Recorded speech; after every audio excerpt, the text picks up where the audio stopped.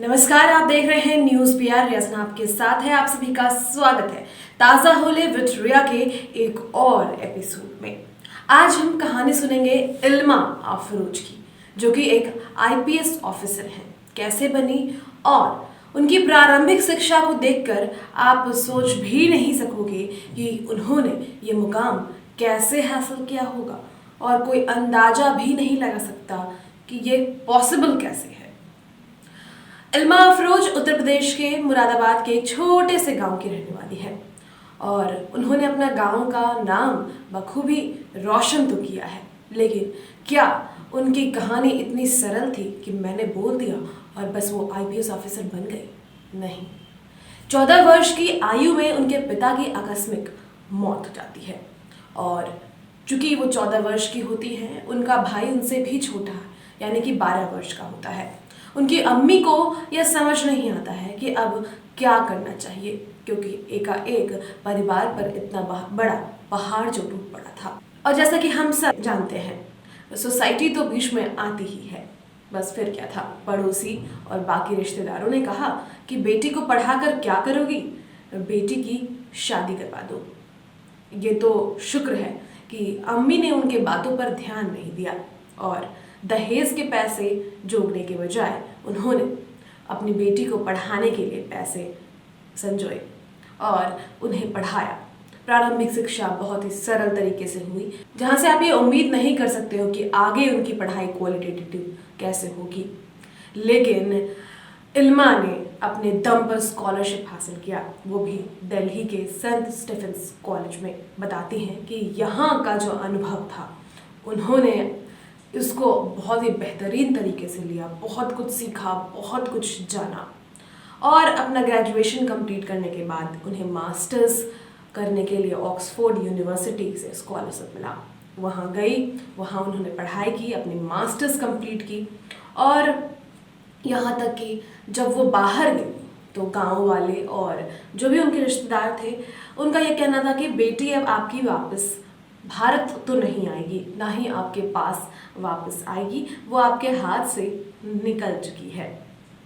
लेकिन इल्मा ऐसी नहीं थी, और इतनी कहानी सुनने के बाद आपको समझ में आ गया होगा कि इल्मा के अंदर ये जज्बा कितना था।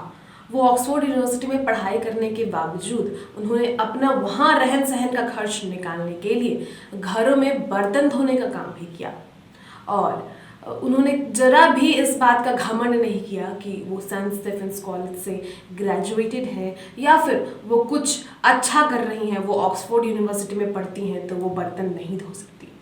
उन्होंने अपनी माँ के लिए, अपनी मिट्टी के लिए यह सब कुछ किया। ग्रेजुएट के बाद उन्होंने मास्टर्स वहाँ से कंप्लीट कर ली। एक प्रोग्राम के दौरान उन्हें एक अच्छी नौकरी का जो है मौका भी मिला। वो चाहती तो यूके में रह के वहीं सेटल हो सकती थी, वहीं अपनी पढ़ाई का जो भी उन्हें यह गिफ्ट मिला था कि उन्हें नौकरी मिल गई थी, वो पूरा कर सकती थी। लेकिन उन्होंने ऐसा नहीं किया। वो वापस भारत आई, क्योंकि उनका कहना है कि मैं अपनी शिक्षा, मतलब मेरी शिक्षा का हक मेरे देश को है और मेरी माँ को है। मैं कहीं और रहकर अपने देश को सेवा ना देकर किसी और देश को सेवा कैसे दे सकती हूँ। बस फिर क्या था, उन्होंने यूपीएससी की तैयारी करनी शुरू की। जब वो वापस गांव आई तो उस वक्त सभी लोगों के मुंह पे ये था कि विलायत से आई है तो हमारा काम तो अच्छे से करेगी, माँ का भी पालन पोषण अच्छे से होगा और अब सब कुछ अच्छा होगा। देखिए सोसाइटी कैसे बदलती है।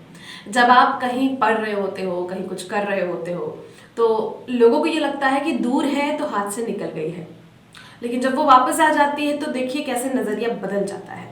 तो सोसाइटी ऐसे ही है। अगर आप सोसाइटी के बारे में ज़्यादा सोचोगे, ये सोचोगे कि लोग क्या कहेंगे, तो फिर बुरा हो जाएगा, क्योंकि वो बदलते हैं, उनके माइंड बदलते हैं, कभी कुछ कभी कुछ। तो हमें तो इन सब बातों पर ध्यान ही नहीं देना चाहिए। आगे की कहानी बताती हूँ। फिर उन्होंने यूपीएससी की तैयारी करनी शुरू की। यूपीएससी की तैयारी की 2017 में उन्होंने सफलता हासिल की, 217 रैंक आए। इन्होंने आईपीएस कैडर चुना और आईपीएस ऑफिसर बन गई, और अब अपनी माँ की लाडली जो है वो एक सफल महिला बन चुकी हैं। सोच सकते हो आप एक ऐसी लड़की, छोटी सी लड़की जिसके पिता की 14 वर्ष में आकस्मिक मौत हो जाती है, लेकिन ये हारती नहीं है, सोसाइटी के तानों से थकती नहीं है, अपना जुनून लेकर आगे पढ़ाई करती हैं और आईपीएस ऑफिसर बनती हैं।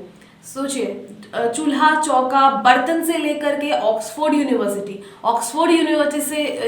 से पढ़कर फिर वापस भारत आना, भारत में आकर आईपीएस बनना, ये सफ़र मेरे बताने से कई ज़्यादा मुश्किल होंगे, लेकिन हाँ, थोड़ा महसूस हम कर सकते हैं कि कितना मुश्किल हुआ होगा उन्हें ये मुकाम हासिल करना, लेकिन उन्होंने हासिल किया। उम्मीद है आज की कहानी सुनकर हमारी लड़कियों, जो भी महिला हैं, उन्हें अच्छा लगा होगा। और सिर्फ लड़कियों के लिए क्यों, हमारे जितने भी एस्पिरेंट्स हैं, जितने भी स्टूडेंट्स हैं, उम्मीद है आपको इंस्पिरेशन ज़रूर मिला होगा इस कहानी से। आगे भी हर रोज़ हम आपको नई नई कहानियाँ सुनाते हैं, तो इसके लिए आप ताज़ा होले विथ रिया का जो प्रोग्राम है वो देखना बंद ना करें। कई लोग हमसे पूछते हैं कि ये ताज़ा होले का कॉन्सेप्ट क्या है, तो हम आपको अगली वीडियो में ताज़ा होले का कॉन्सेप्ट बताएंगे, कैसे ये आइडिया आया यह भी बताएंगे। तो तब तक के लिए आप हमारे साथ बने रहें आज दिन भर। धन्यवाद।